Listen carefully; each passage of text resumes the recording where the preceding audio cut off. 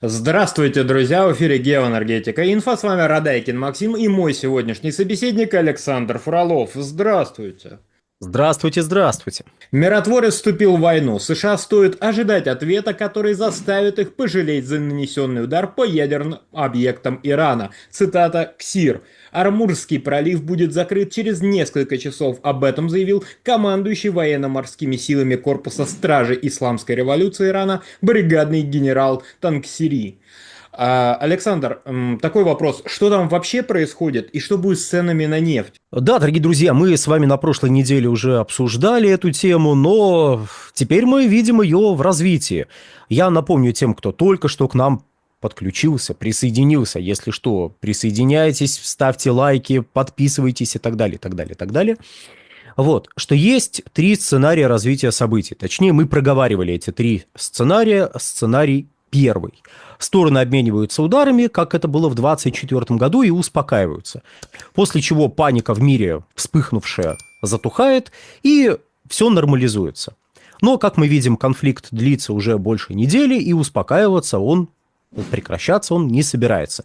А значит, мы переходим во второй блок сценариев. До воскресенья еще был актуален второй сценарий развития событий, и я бы совсем уж его не сбрасывал со счетов. Возможно, именно по нему ситуация пройдет. Что это за сценарий? Конфликт затягивается, разрастается, но от него будет страдать только нефтегазовая инфраструктура участников, только портовая инфраструктура участников. Этот конфликт не затронет другие страны и окажет ограниченное воздействие на мировой рынок. Собственно, когда мы говорим про мировой рынок, скажем, нефти, а здесь затрагивается не только нефть, несмотря на то, что в основном говорят про нее. Ну и мы сейчас в рамках этого ролика будем говорить только про нефть. У нас будет еще ролик про газ, так что присоединяйтесь. Про газ там будет тоже весело. Так вот, на мировые цены на нефть воздействуют две группы факторов. Извините, что отскакиваю в сторону, но это важно для понимания вообще этого контекста, что оказывает влияние на мировой рынок, как именно происходит воздействие на мировой рынок со стороны Ирана, Израиля и подключившихся Соединенных Штатов. Первая группа факторов, которая влияет на цены, это фундаментальные факторы. То есть это факторы, буквально которые можно пощупать. То есть сколько нефти сейчас потребляется, сколько нефти добывается. То есть баланс спроса и предложения. Сколько нефти нужно, сколько вы ее можете поставить. Здесь добавляются такие параметры, как коммерческие запасы, но это все более или менее укладывается вот в понятие баланс спроса и предложения. То есть, кроме того, что вы можете добыть, у вас есть еще какие-то запасы, и вы свои потребности можете удовлетворить не только тем, что добывается и вбрасывается сейчас на мировой рынок, но и тем, что вы купили до того и запасли. Вот.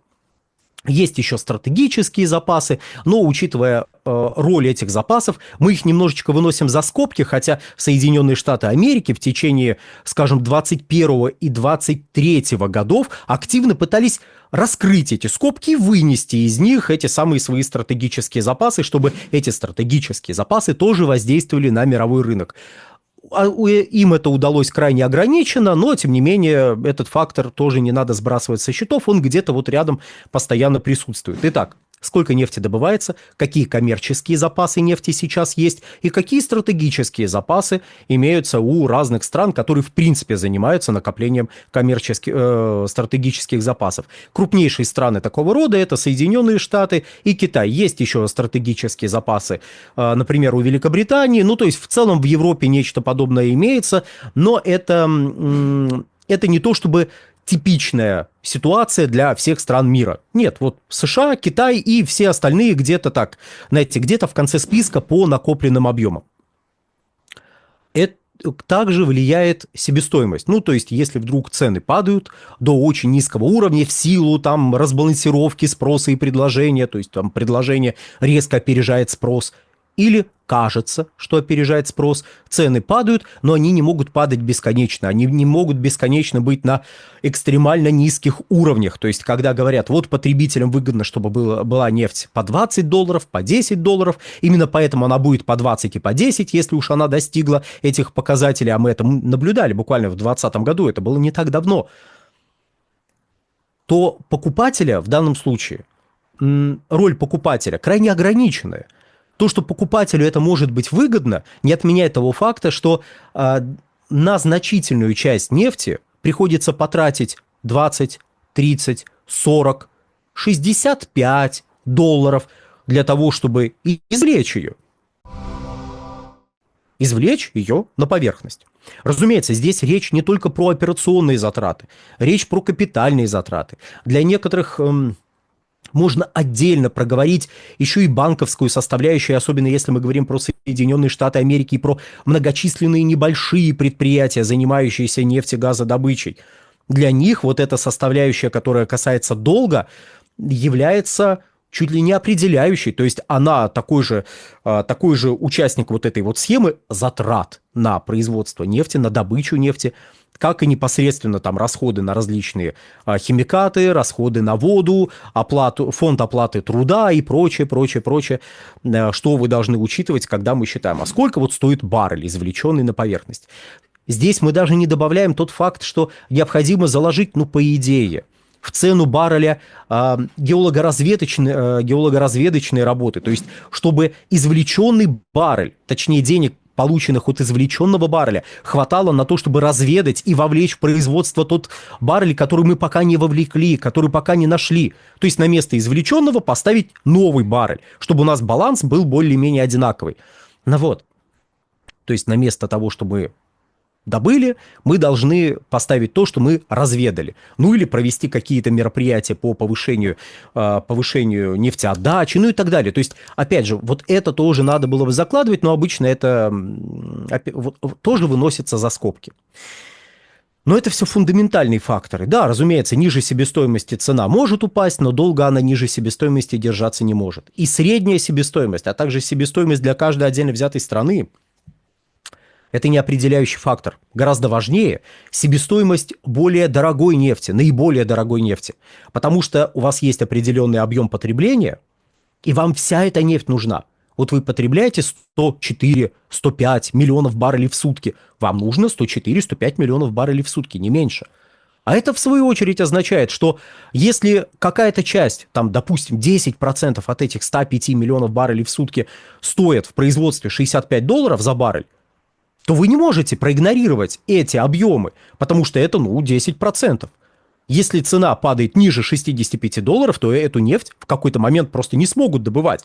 Какое-то время они будут добывать, ждать более высоких цен, потом не смогут. Поэтому, извините, эта нефть уйдет и наступит дефицит. Но это все фундаментальные факторы. А есть еще информационный фактор. О, боже мой, что будет с Родиной и с нами? Что будет со спросом? Что будет с экономикой Китая? Крупнейшего импортера нефти, как электромобили скажутся на рынке нефти и так далее, так далее, так далее. То есть многочисленные факторы, которые циркулируют в информационном пространстве, точно так же оказывают воздействие на цены. И вот эта информационная или спекулятивная составляющая является определяющей в моменте. То есть, когда вы видите резкие скачки цен, резкие снижения, то это не фундаментальные факторы работают. Это работает вот эта информационная среда, через которую вбрасываются те или иные ожидания. То есть, эти ожидания тоже завязаны на фундаментальные факторы. То есть, они касаются баланса спроса и предложения. То есть, к примеру, если у Китая проблемы в экономике, значит, ему надо будет меньше энергоресурсов, значит, он будет нефти меньше покупать, значит, совокупный мировой спрос снизится. Значит, что будет избыток предложения? И вот если вот эту мысль постоянно проговаривать и вбрасывать новости, выдумки, неважно, про проблемы экономики Китая, это будет оказывать воздействие на цены. И такой фактор, как нападение на одного из крупных участников ОПЕК, не может не сказаться на мировом рынке, не может не сказаться на ценах. И тут, собственно говоря, мы должны присмотреться уже не к информационной составляющей, а к фундаментальной. ОПЕК, точнее, Иран – это член ОПЕК, безусловно, но это член ОПЕК, на которого не распространяется соглашение ОПЕК+, и который, конечно, производит нефть, который поставляет ее на мировые рынки в объеме где-то 1,5 миллиона баррелей в сутки. По отдельным оценкам, если мы считаем по максимуму, то получится где-то 2 миллиона баррелей в сутки. Это довольно много, но у Ирана, даже если возникнут проблемы, в рамках второго сценария у Ирана возникают проблемы. Но это не значит, что он вообще не сможет добывать нефть, вообще не сможет ее поставлять. Кроме того, это не такие объемы, которые не могут быть парированы, пусть за несколько месяцев, но парированы другими участниками рынка, другими производителями. Скажем, ну вот в рамках ОПЕК+. Есть потенциал роста и замещения этих объемов. То есть проблемы Израиля и Ирана в нефтегазовой сфере, в портовых мощностях, ну потому что через порты вы отправляете нефть, если мы говорим про Иран, не приведут к колоссальным проблемам для рынка, хотя скажутся, притом скажутся не только в информационной среде, не только через информационные факторы, но и на фундаментальных факторах тоже, потому что в какой-то момент объем предложения сократится. И вот мы уже вползаем где-то вот рядом со вторым сценарием. А есть третий. Третий сценарий – это когда конфликт разрастается, и к нему подключаются другие участники, региональные ли, или участники, находящиеся далеко за пределами региона. Но вот этот сценарий самый неблагоприятный, потому что он может затронуть не просто Иран, а он может затронуть Ормузский пролив. А Ормузский пролив – это, на секундочку, 20% всей нефти, добываемой и потребляемой в мире. То есть это 20% этой нефти идут через Ормузский пролив. По самому благоприятному сценарию, который я видел, и с которым я не согласен, но я уважаю автора, поэтому я его проговорю, этот сценарий, перекрытие Ормузского пролива может лишить мир 5% всей нефти. Но это самый оптимистичный сценарий. Самый-самый. В тот сценарий, который лично мне кажется более вероятным, мир лишится более 15% всей нефти, либо в виде сырой нефти, либо в виде нефтепродуктов. Ну и газового конденсата, если мы его так к нефти не будем по умолчанию относить. Более 15%. А даже 5% – это величина, которая, и тут мы обращаемся к JP Morgan, которые летом 2022 года за нас уже все посчитали. Они как раз прикидывали, что будет, если эмбарго на российскую нефть работает как положено, если запрет на морскую транспортировку сработает как положено, и российская нефть в тех или иных объемах с мирового рынка уйдет. И у них получалось, а там как раз получалось, что вот максимальный объем, который может уйти с мирового рынка, это примерно 5 миллионов баррелей в сутки. Это примерно на тот момент 5% потребления. Так вот, цена нефти, которая получится из-за такого дефицита, по мнению JP Morgan, $380. Это 5% рынка. А если 15% рынка будет затронуто? Притом здесь не важно, принципиально не важно. Ормузский пролив будет перекрыт на долгое время, и через него вообще нельзя будет ходить. Либо судоходство через него резко усложнится. Это все в рамках вот этого третьего сценария. Если он будет перекрыт, все, мир не досчитывается просто колоссальнейшего объема нефти. Нефть может стоить сколько угодно, при этом спрос на нефть начнет падать. Просто сыпаться, рушиться начнет. Включаются меры по экономии, включается просто из серии, ну, ребята, извините, мы закрываемся, потому что мы не вывозим такие объемы, не вывозим, никак, не можем, прошу прощения, такие цены. Никак не можем мы по такой цене нефть покупать. А нефть – это не только топливо, это еще сырье для производства различного рода высокомаржинальной продукции. Ну, например, вот одежда, которую мы носим, она, ну так, в кавычках немножечко, но тем не менее, сделана частично из нефти. Вот. Различного рода волокна делаются, собственно говоря, из нефти. То есть нефть – это не только топливо, хотя и топливо тоже. Точнее, в первую очередь топливо, но не только оно.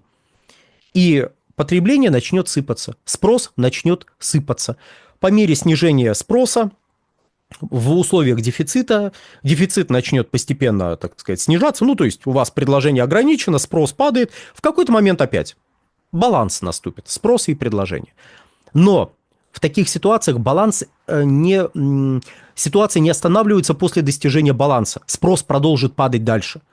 и цена на нефть может еще рухнуть, потому что предложение окажется выше, а спрос сократится. Александр, большое спасибо за комментарии. Друзья, подписывайтесь на телеграм-канал Геоэнергетика Инфо, подписывайтесь на телеграм-канал Александра Фролова, ссылки будут в описании и закрепленном комментарии. Там же будут реквизиты для желающих финансово поддержать наш проект, чтобы мы и дальше также бодро вещали на всех площадках без монетизации. Спасибо, до новых встреч. Всего хорошего!